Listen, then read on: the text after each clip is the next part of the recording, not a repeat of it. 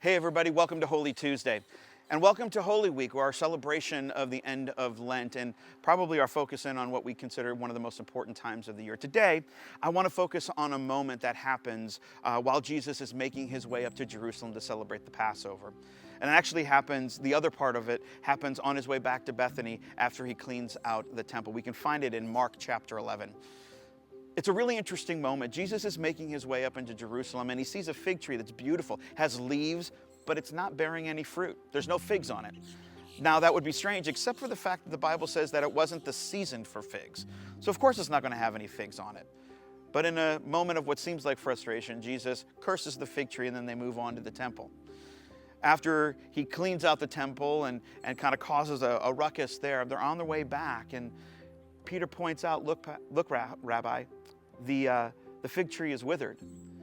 Now, seen separately, these seem like pretty random events in the life and ministry of Jesus. But they're actually not. They're actually deeply, deeply linked.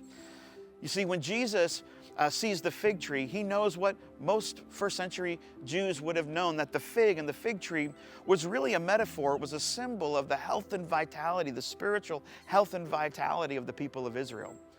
And so Jesus notices this beautiful fig tree, but it's not producing any fruit.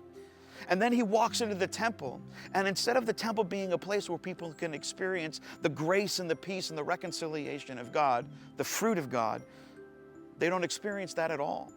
And so God's temple is no longer producing fruit. In fact, when they're walking back out, they notice that the fig tree is withered. And Jesus uses the moment as a parable, really pointing towards the disciple in an unmistakable way that the temple was no longer how God was going to bless his people.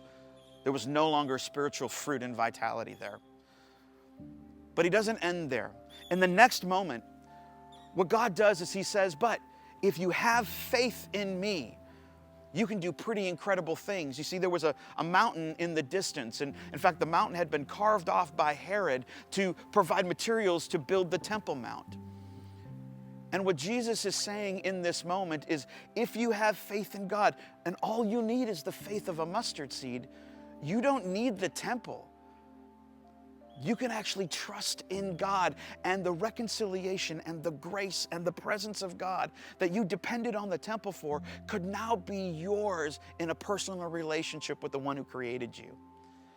It's an amazing moment as Jesus says that God's favor is moving from the temple to a new covenant people, if you just have the faith of a mustard seed. So as we look ahead to what we're going to be celebrating over the course of this week, and certainly on Resurrection Sunday, let us not forget that you don't need to do anything to earn God's love. You don't need to do anything to gain his grace. He's offering it freely, and with just the faith of a mustard seed, you can have a personal relationship with God through Jesus Christ.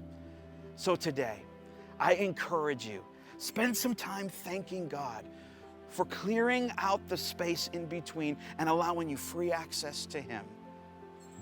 Have a great week, and I'll see you tomorrow.